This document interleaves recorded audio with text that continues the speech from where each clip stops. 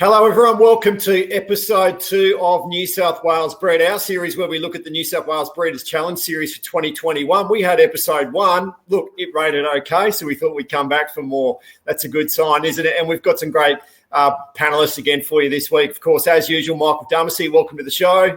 Thanks, Paul. Amanda Rando. Great to be here.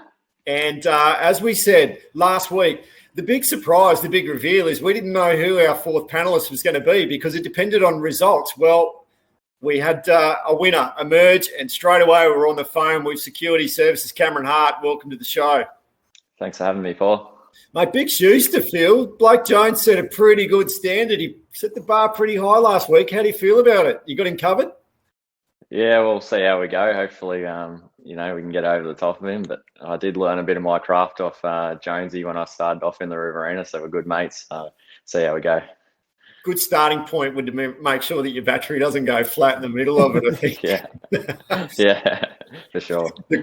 You're obviously in the chair because you had a pretty good week. We're going to get to that soon. But we start off, we were in Parks last week, and Michael Dumacy, great meeting as always, but Pastor Cheval really got things off to a great start. It looked unbeatable in the market, and that's the way it panned out. She certainly did, Paul. She was very good leading from gate number 5 in her heat. Steve Turnbull, the trainer-driver, had a few reservations heading into that Parks heat. She is a filly that can do a little bit wrong, but she got straight around to the front of the pack. He was able to give her a steadier through the middle, and from there she was very, very hard to run down, as we did see in the result. But the Parks track played a little bit leaders biased. I think there's a few runs around the winners that we can probably take out heading into the semis and into the final, but take nothing away from Pastor Cheval. Amanda, 9 metres the margin, bit of a space job there in the end. Yeah, it sure was. And, gee, she looked good over the line. She just powered across. She went 159.4, which was pretty solid.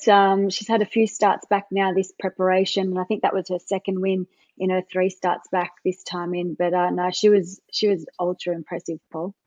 Cam, the betting suggested that she was going to be unbeatable. Did it pan out the way you expected? Yeah, I think so.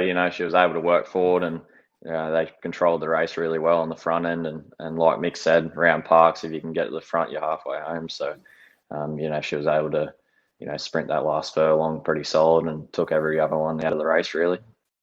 Mick, I believe you've been doing a little bit of French lessons as part of your research into Pastor Cheval. What can you reveal for us? Well, until the weekend review's out a little bit later on, Paul, we'll see. But, it is a word for, I believe, horse trot in French ballet, something that we will see a little bit on in the weekend review. But, just done a little bit of research, and, Steve Turnbull had no idea, as I did expect. But, we done a little bit of French, and just tidied up on it. Well, speaking of Steve Turnbull, he had 4 runners in the Colts and Geldings for the 2-year-olds. And, you'd expect a pretty good chance of landing the winner in that. And it was probably the one that we expected. Mitch Turnbull was on board. Baxter Red. Michael, pretty good performance that, wasn't it? It was a really good performance, Paul. He led all the way. He was pretty similar to Pastor Cheval. Once he got to the lead, he was able to dictate. And once he could dictate, he was always going to be hard to run down. Mitch really only gave him a shake-up in the last 150 metres or so. He was doing it pretty comfortably. He's a big, gangly sort of a horse, and it's good to see Team Red get another nice horse in Baxter Red. They've had some nice horses over the years. I know Cam does a little bit of driving for them, and I know Amanda's parents do a little bit of training for Rod and the crew. So it's really good to see them get a few more horses. I should say Rob and the crew, not Rod. Rob and the crew there. Amanda, the market couldn't quite split Baxter Red and St. Veron that Amanda Turnbull was on. Did this one play out the way you expected? Yeah, I think it did. Mitch was pretty determined to find the lead and lead all the way with this horse, and it looked like he was going to get the lead, so it did play out that way. So, yeah, it was a pretty impressive run. His closing quarter was 28.2, and he seemed to win quite comfortably. So, yeah, great for connections, great for Rob. He bred this one as well. He's a little well-fed horse, and, Rob's a great supporter of the industry. Cam, what's your thoughts on Baxter Red? Did we see a genuine contender come through in that one? Yeah, for sure. He was really impressive. And, I was lucky enough to win a couple of races on, St. Baron and All Stars Frankie, which were in that race. And I got good opinions of those horses. So, for him to pull away from St. Baron on the, the last probably furlong, the way he did, he's definitely going to be a big contender coming into the semi-finals and hopefully the final. Well, Cam, the previous night we were at Penrith and there was a script written and you got it in both hands and you tore it up. Everyone was talking about Antonia and you destroyed the party. Chrissy Chick, pretty handy one you had on your hands there, but probably one that no one really saw coming because of the hype around Antonia. What was your thoughts going into that one?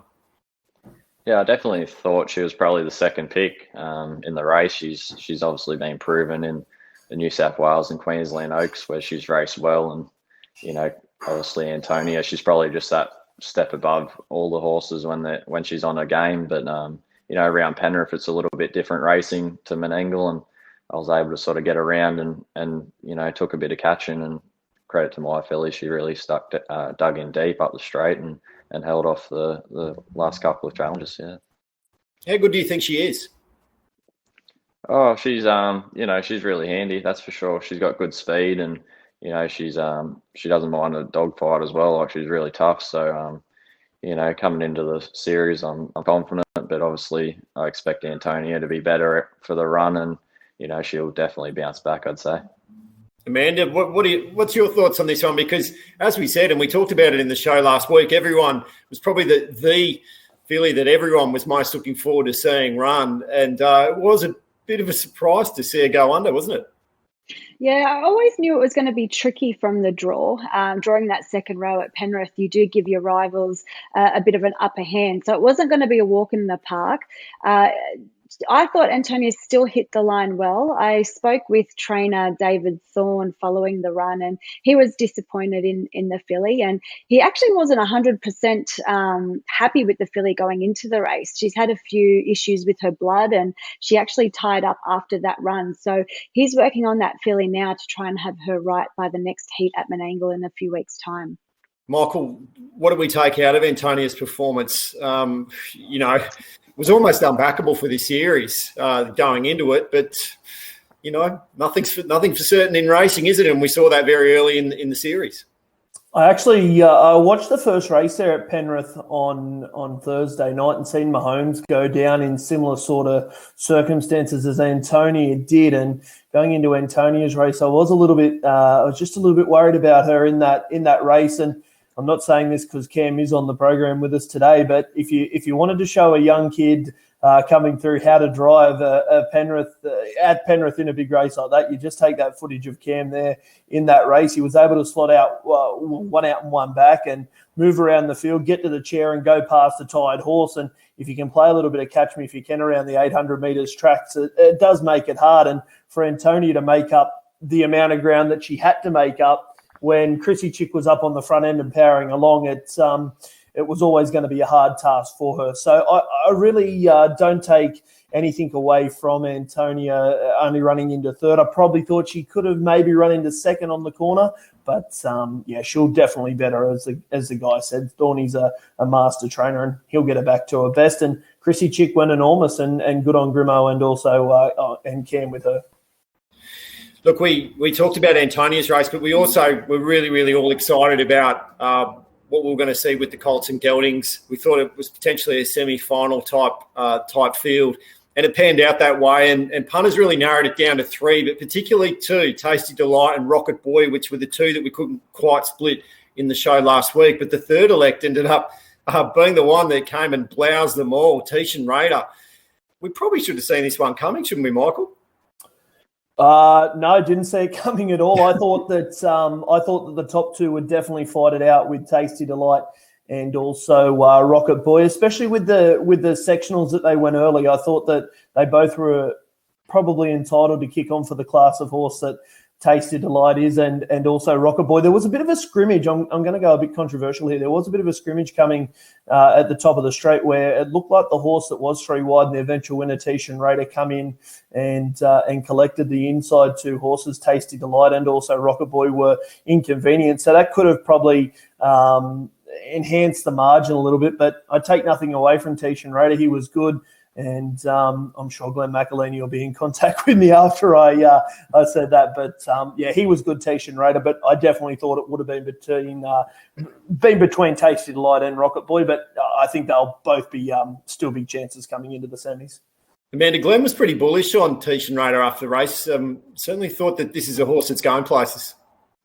Yeah, he certainly is. His recent record speaks for itself. He's been in top form. He had a really good run. He was in the 1-1. So, and as we said, we knew the fireworks were going to be on early with Tasty Delight and Rocket Boy. So, I personally don't think Tasty Delight was at his best. I didn't think he looked comfortable in his gait, particularly that last lap. And then in the home straight, he did duck in a bit. But, yeah, I thought the first 5 across the line ran a good race. And even saying that about Tasty Delight not looking comfortable, I thought, he ran on well considering those circumstances. And even the 5th horse, our action man for Ricky Olchen, he was super. He was last at the home turn and he ran on to finish 5th. So some good efforts out of that heat. Cam, what was your thoughts on Tishan Raider? And then if you can reflect on Tasty Delight and Rocket Boy for us. Yeah, no, he was super, Tishan Raider. Harry's got him flying, and he looks like he's just warming up at the right time of the year. And, he's definitely keeps stepping up every time he goes out. And, he was able to get the good trick in the run, and he took full advantage of that. But for me, Tasty Delight, as Amanda said, he just didn't look comfortable. I don't think he handled the half-mile track that great. It looked like he just got a little bit rough and wobbled around a bit on the home corner there, and that was when Tishan Raider sort of checked him a little bit there. But, Rocket Boy, he really impressed me as well, because it's probably the first time he's really stepped up in that sort of grade against quality horses like those two. So he fought on well at the finish as well. Certainly a couple there that I think we're going to hear a little bit more from through the series. Look, this afternoon we're at Tamworth. Michael, there's one that I know you've been pretty bullish on over the past few weeks. You certainly pointed it out in the trial form there a couple of weeks ago. That's Chappie Street North will be in action. It's currently odds on in the market. Do you see it delivering on those expectations? I guess it's that soft spot for John Street North, his sire that I do have. He's been a family stay-in for years and years and years now, and this was his last horse to actually go through the ring. So it makes for a good story, does Chappie Street North, and it's good to see with the Chappells having such a hard time, with Guy Chappell being crook and his son Mitch having the reins. It's just a really a feel-good story to come out of the series. And I do wish them all the best. As a horse, I think he's a really nice horse. 156 and 5 in a trial around Maitland, which is only a tight turning track, and then to come out and go 55 in his last run at Newcastle, I thought was really good. And speaking with Mitch Chappell, he did say that the horse had run 3 or 4 races before he'd even got on the track. He is a horse that can get a little bit above himself. I think that'd be the only concern with him going up to Tamworth, having to make that trip, but they're good horse people, the Chappells, and no doubt he'll get there in fine fettle. Gate number 1, he looks like he deserves to be sure. Cam, have you seen much of Chappie Street North go round? Yeah, he's been really impressive. He's, like Mick said, he's run really good time around Newcastle, and, he's come up with the draw at Tamworth. So, I think he's going to take a power of beating. Amanda, Michael Formosa has got his eyes on this series, and we saw him when the heats were in Tamworth last time round. He took some impressive horses up there and did well. Do you see that's where the challenge to Chappie Street North comes from? Yeah, well, he's down to drive for Clayton Harmey, and Clayton actually has 4 of the 7 runners in that race. So Clayton's 2 he's got 3 drawn off the front, but he's got 2 drawn in 2 and 3 respectively, and they're St. Crusader and Skyfall Benchmark, and both those horses have been racing in good form. So I think they're the 2 serious challenges for Chappie Street North in that heat. Okay, well, look, if we move on to the fillies, we've got Flare Up in action for Darren and Brad Elder. Looks unbeatable. Do you think that's the way it's going to play out, Michael? She should be. She looks a real little professional, Flare Up. She should be leading from gate number 1, and Brad Elder drives that Tamworth track so well. So I'd expect her to just jump on the bunny and lead. Her runs at Newcastle in lead-up races too. This have been good. She showed she can handle the longer journey in the 2030 race at Newcastle last time out. And, yeah, I just think she finds a lead and wins. And there's a couple of other nice ones in it. They'll all be trying their best, but the draw really come down to be a pivotal part in that race.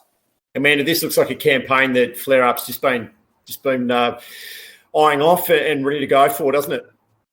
Yeah, it sure does. She's got a really impressive record. She's won 3 of her 4 starts to date and gets a good draw here. Also really like Better a Girl for Adam Regari, and Peter Hedges is taking the drive. This horse, she won at Newcastle last start, beat the boys, and was quite impressive. So, yeah, I like to see how, I think she'd be a bit of a danger in that heat as well. Cam, can you see Flare Up getting rolled in this one? Yeah, like Amanda, I really like Better a Girl. I think Flare Up might be, in a bit of trouble there early, and it could nearly get crossed by Better a Girl the way it come out at Newcastle the other day. So definitely going to be an interesting race, and obviously Flare Up's got the draw, but if Better a Girl can get crossed early, it's definitely going to be a good race between those two fillies. Cam, you're in action later tonight at Penrith for the 2-year-old colts and geldings. You got to try and roll small tees. You got My Ultimate Ronnie, which is every chance, though, don't you? Yeah, I think he's probably rightfully the second pick in this race, and he's raced well his last couple of starts. I was really impressed with his last run at Penrith. He's had to come 3 wide the last probably 700 and finish that off well. But obviously, small tees has got the draw, and he's a free running type, so it's going to be a tough ask to probably be outside him and beat him. But I definitely think he's not without a show. Best laid plans, perfect world. How does it set up for you? Yeah, it's a tricky drawn there. I think I've got to come out hard for 100 meters and just see what happens. You never know coming into that first turn at Penrith. With a few coming out quite quick. If something gets into trouble, I want to be there and ready to strike to maybe find the fence. But we'll just see how we go. But it's a strong race, and it's definitely a good series this year. There's plenty of 2-year-old colts that are going well and all warming up at this time of the year. So looking forward to it.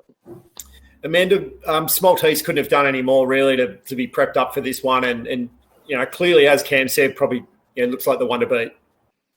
Yeah, he particularly on the draw. He's first up in about a month, and he trialled recently at Penrith, won his trial quite convincingly. So a couple of others around him do have that race fitness edge over the top of him. But, I think with the draw, that's going to take him a long way in this race.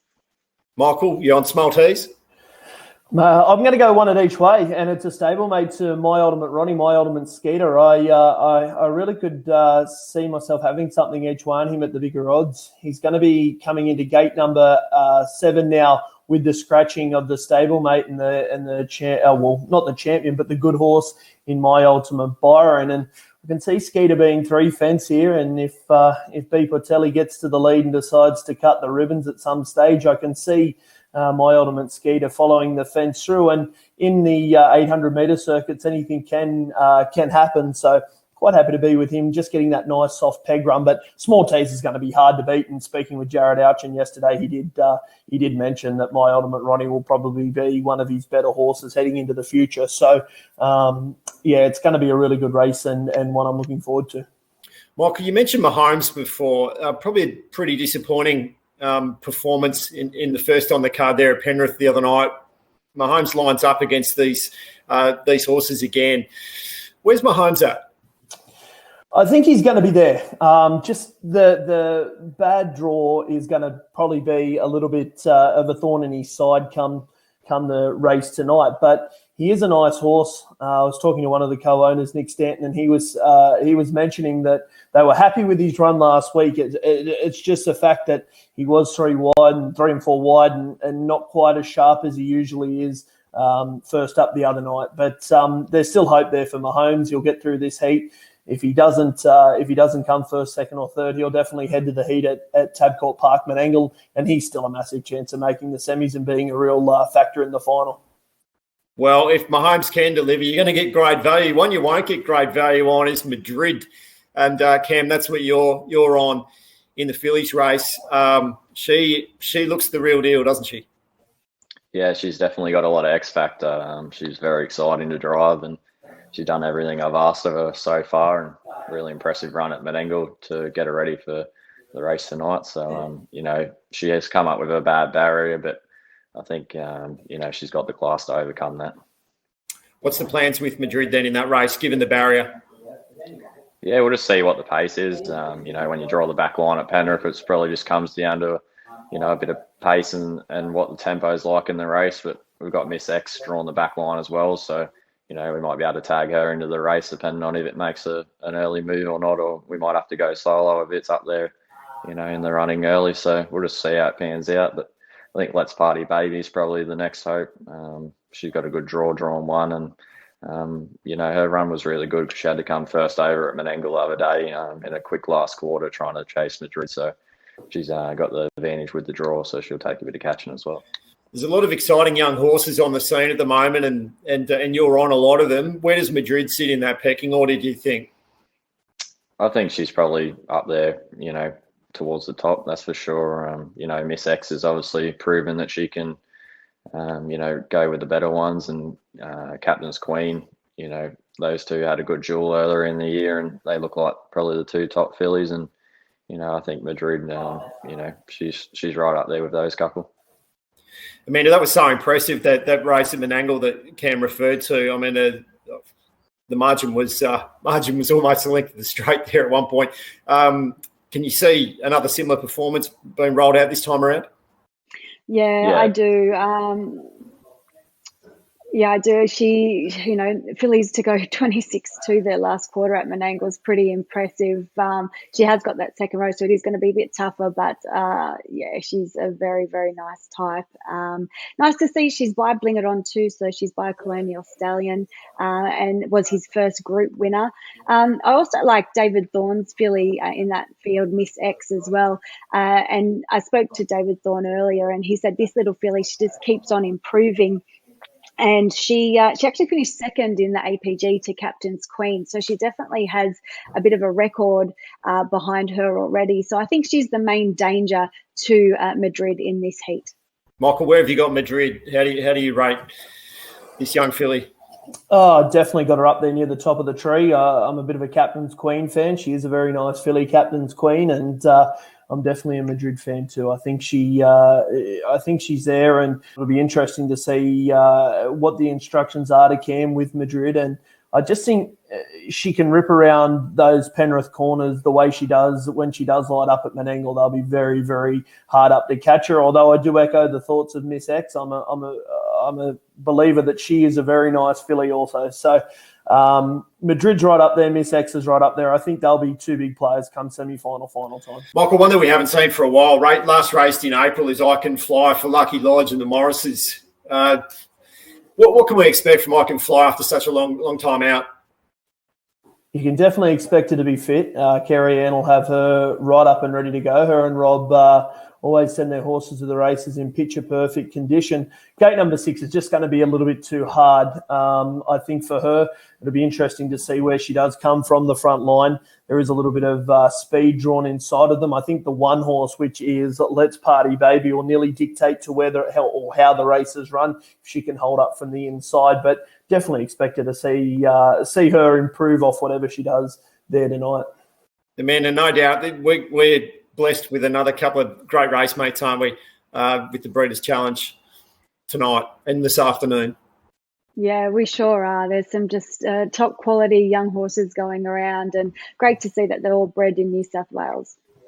Cam, what are you most looking forward to? I'd have to say my Ultimate Byron.